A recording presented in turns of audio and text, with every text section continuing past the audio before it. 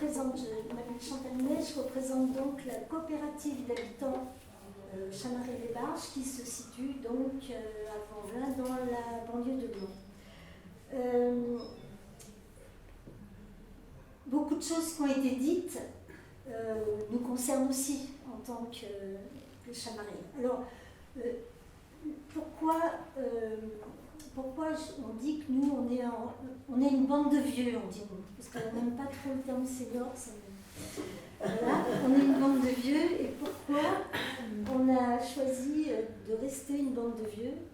C'est parce qu'au départ, effectivement, le projet il est parti de tous les constats que vous avez soulignés au début, c'est-à-dire qu'on était plusieurs à ne pas vouloir rester dans nos appartements tout seuls, isolés, au risque de toujours être en train d'embêter des proches, les enfants ou autres, et que les solutions un petit peu institutionnelles, comme les résidences, tout ça, ne nous satisfaisaient pas non plus, parce que quand même dans ces établissements, il y a peu de marge pour justement agir. Et nous, vous l'avez très bien dit tout à l'heure, ce qui nous intéressait, c'est de rester acteurs de notre vie, comme on l'avait été toute notre vie précédente. Donc on était un groupe de retraités déjà au départ, et le projet il s'est bâti là-dessus, c'est l'ADN du projet. Pourquoi je dis retraités? C'est parce que en fait c'est notre critère de recrutement. Il n'y a pas de critère d'âge. C'est le critère, il faut être retraité. C'était ça au départ, et ensuite, ça nous a été imposé, entre guillemets, puisque c'était notre souhait de départ, donc ce n'était pas vraiment un problème, parce qu'on a eu un prêt à taux zéro de la CARSAT, qui met comme condition, bien sûr, que les logements soient réservés à des retraités. Voilà. Comme ce prêt est accordé pour 20 ans, on en a encore pour 15 ans à suivre. Alors peut-être que dans 15 ans, les choses auront changé et que les personnes qui seront encore là vont décider d'ouvrir à des gens plus jeunes. Enfin, voilà. Les coopératives d'habitants, qui sont aussi un mouvement national, il y a une fédération des coopératives d'habitants, font partie bien sûr de l'habitat participatif. Nous on dit c'est une grande famille, l'habitat participatif, et nous en tant que coopérative, on est dans cette grande famille. Ce qui distingue en fait les coopératives d'habitants et de certains autres projets de l'habitat participatif, c'est que c'est juste un statut juridique différent. C'est-à-dire que la coopérative d'habitants est constituée au départ d'un groupe, comme vous l'avez bien expliqué, qui va fonder une société, qui va prendre des parts dans cette société, et c'est la société ensuite qui va demander les emprunts, donc pour soit acquérir un immeuble à réhabiliter, soit acheter un terrain et faire construire. Et ensuite, les habitants de l'immeuble vont payer une redevance tous les mois qui va permettre à la société de rembourser ses emprunts. Donc il ne s'agit pas d'un prêt individuel, parce que c'est sûr que quand on est... Alors, je reprends un petit peu en arrière. Nous, on a commencé en 2009 à réfléchir au projet. Et c'est sûr que quand on est allé voir les banquiers et qu'on leur a dit, voilà, on a 65, 70 ans, on va vous faire un emprunt sur 40 ans, ils ont commencé par regarder de travers. Voilà. Et en fait, c'est par la suite, quand ils ont compris, quand il y en a un qui a compris que c'était pas les personnes qui empruntaient, mais que c'était la société, et que la société elle était pérenne, qu'on a obtenu ces prêts, alors ça vous dit quelque chose, les prêts logements sociaux, en fait c'est l'État qui donne de l'argent aux banques, pour faire des prêts longue durée, etc. Donc c'est à ce moment-là qu'on a eu un prêt de 40 ans pour le bâti et de 50 ans pour le foncier.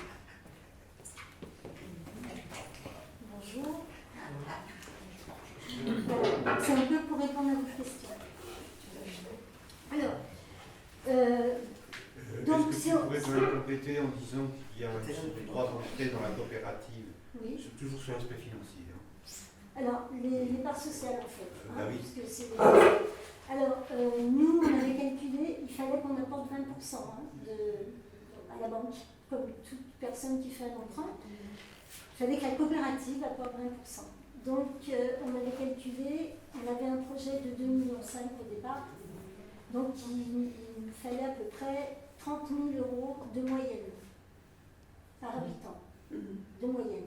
Ça veut dire que certaines personnes pouvaient aller jusqu'à 40 000. On avait aussi plafonné 40 000 pour, en cas de départ, ce ne soit pas trop lourd à rembourser, parce que bien sûr, ces parts, on les récupère quand on s'en va. Donc, pour que ce ne soit pas trop lourd pour la coopérative, pour le rembourser, on avait plafonné à 40 000. Ça a permis, il y a eu, je crois, 5 personnes qui sont allées jusqu'à 40 000. Ça a permis à d'autres personnes de rentrer entre 10 000. Bon, c'est pas rien, hein, mais on n'a pas pu faire mieux. Voilà, tant que les coopératives d'habitants ne sont pas reconnues comme quelque chose de. Comme dans certains pays. Hein. Dans certains pays, c'est pas encore le cas. Donc, on est obligé de faire avec des. Voilà, on a des contraintes financières. Alors c'est vrai qu'il y a des personnes qui ont pu, après ça s'est échelonné entre 10 000 et 25 000, et d'autres 30 000, voilà. Ça fait très l'ordre de grandeur. Hein. Voilà.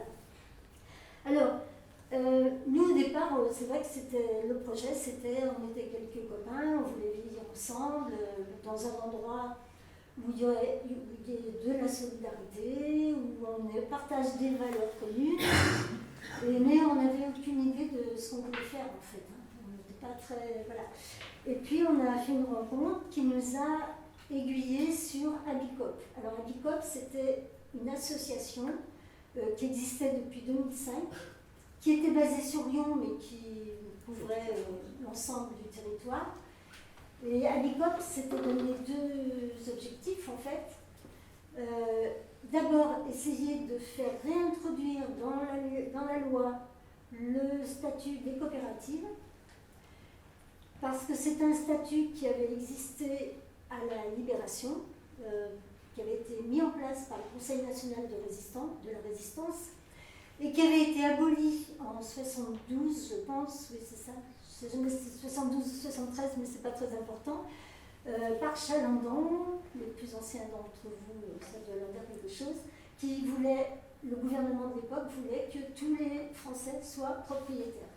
Donc d'où les chalandonnettes, les petites maisons qui valaient pas cher, enfin voilà. Donc le statut a été abrogé à ce moment-là. Et donc Abicop voulait réintroduire le statut, ce qui a été fait d'ailleurs en 2014 au moment de la loi Allure. Il y a tout un chapitre sur l'habitat participatif en général et les coopératives d'habitants en particulier. Deuxième objectif de l'association Abicop, c'était d'accompagner des groupes qui voulaient se lancer. Voilà. Donc, nous, on a assisté à une réunion d'information d'Abicop et on a adhéré à ce concept de coopérative d'habitants parce que ça rejoignait voilà, un petit peu nos objectifs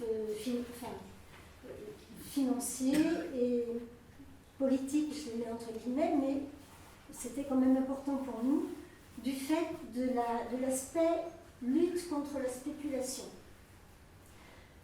Parce que, comme je vous l'ai expliqué, c'est la coopérative qui est propriétaire du meuble, que quand vous partez, vous ne pouvez absolument pas revendre votre appartement puisqu'il n'est pas à vous, en fait. Hein, il est à la coopérative, il est rendu à la coopérative qui, elle, va rechercher d'autres habitants. Et du coup, on récupère nos parts sociales, quelle que soit la plus-value de nos meubles, ou la moins-value d'ailleurs, hein, parce que ça peut marcher dans les deux sens. Voilà. Et nous, cet aspect lutte contre la spéculation, ben, ça correspondait à une de nos valeurs aussi, puisqu'en ce moment, c'est quelque chose d'important. Voilà. Alors, j'ai parlé déjà de la redevance. La redevance qu'on paye tous les mois, elle est constituée de 2 parties. Il y a une partie loyer, qui n'est pas récupérable, hein, qui est plafonnée en ce qui concerne les prêts logements sociaux, hein, qui est plafonné par l'État, Et puis il y a une partie qu'on appelle compte courant d'associés. C'est une épargne forcée en fait. Et ça a été calculé de façon à ce que la coopérative puisse rembourser ses prêts et soit en équilibre financier.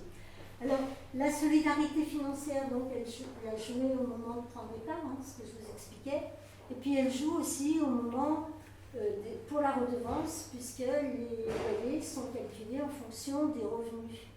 On a 3 tranches de revenus, ce qui correspond aux prêts sociaux de très bas niveau, les prêts sociaux intermédiaires, on va dire, le PLS, dont 80% des Français peuvent bénéficier, parce que le plafond de revenus est quand même assez élevé. Et puis on a des logements libres. Alors des logements libres, on n'en a que 2.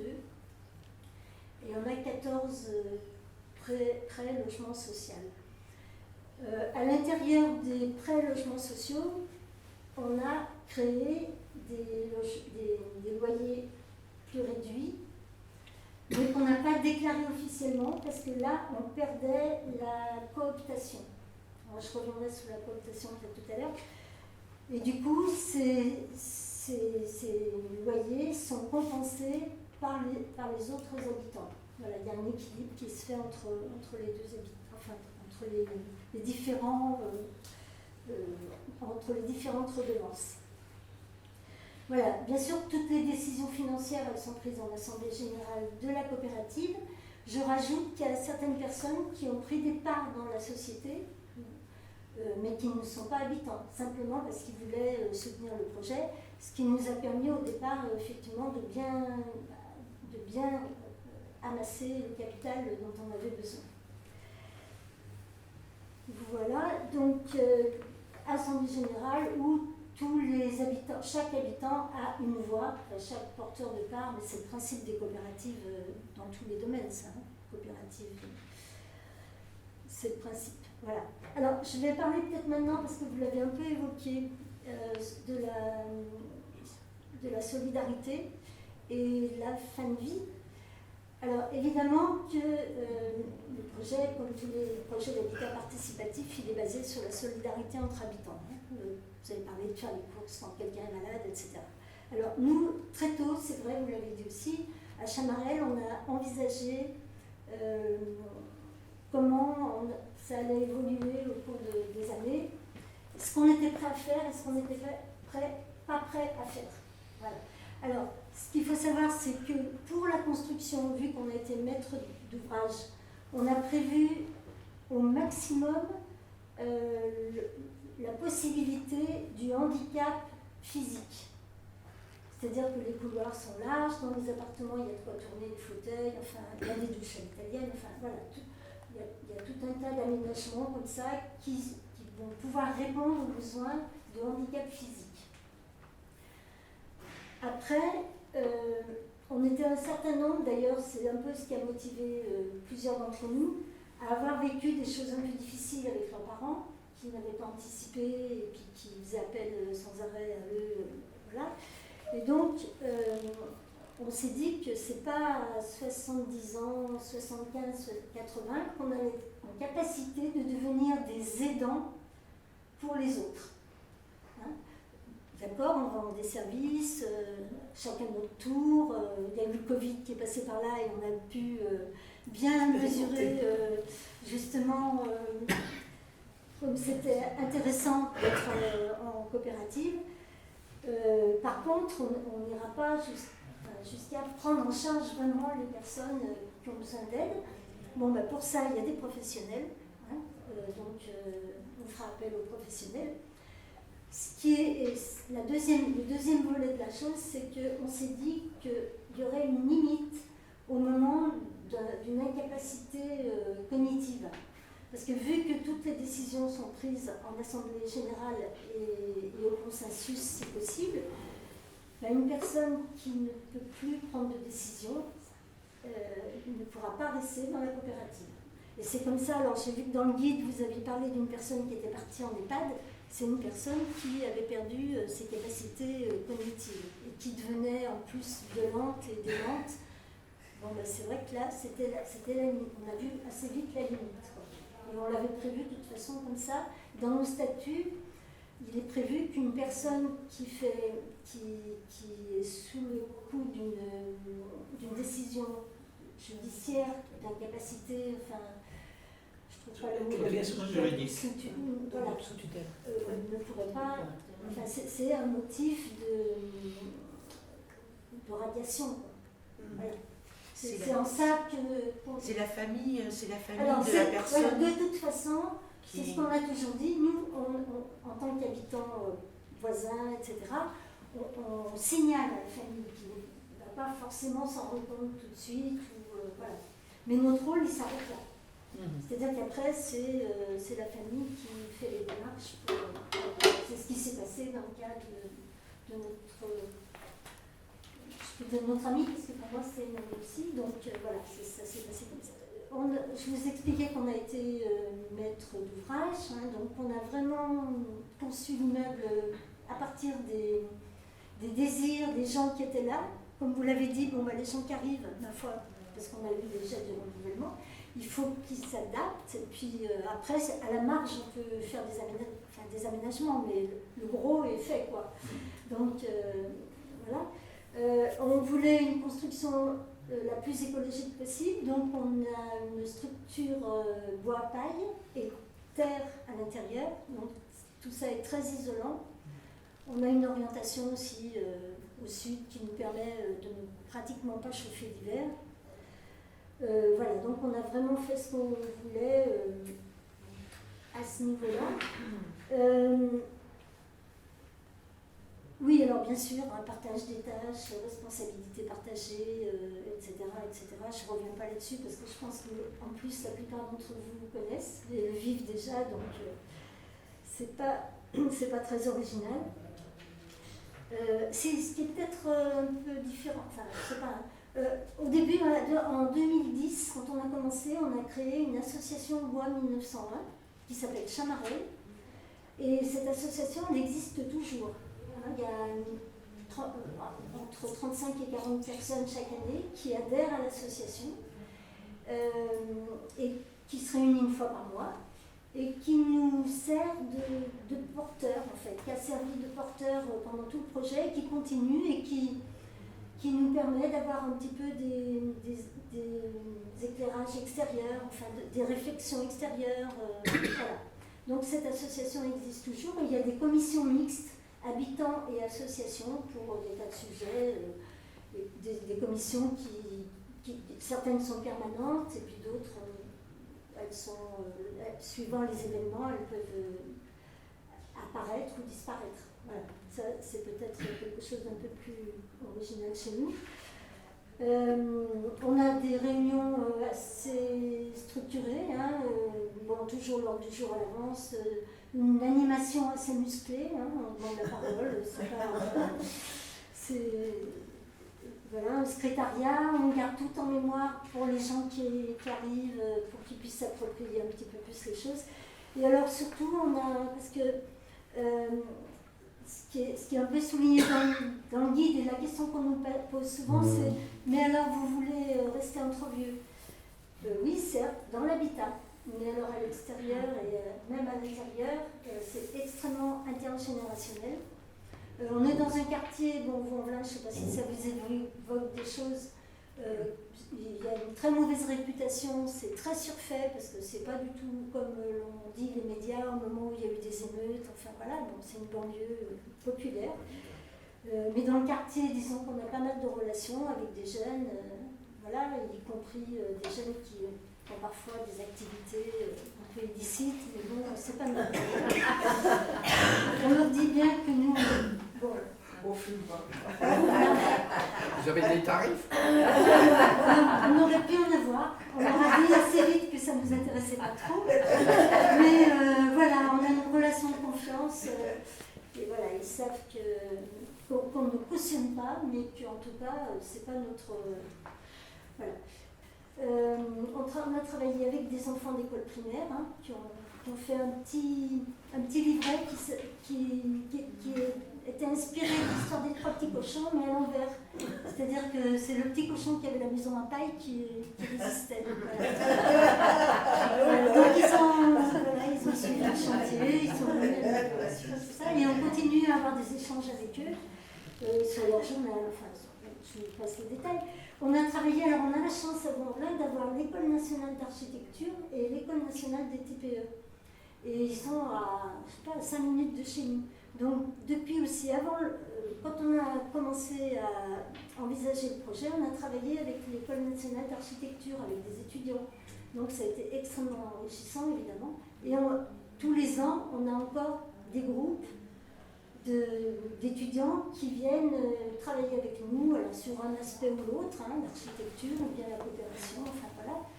Donc on a vraiment des groupes de jeunes et puis beaucoup d'étudiants individuels qui viennent faire des études sur le projet. On ouvre notre salle commune pour des expositions, pour des spectacles. On l'ouvre aussi à certaines associations qui veulent faire des réunions chez nous. Ça, je pense que ça se fait un peu partout. Voilà. Et puis, on ouvre aussi... alors, on n'a pas forcément des activités collectives.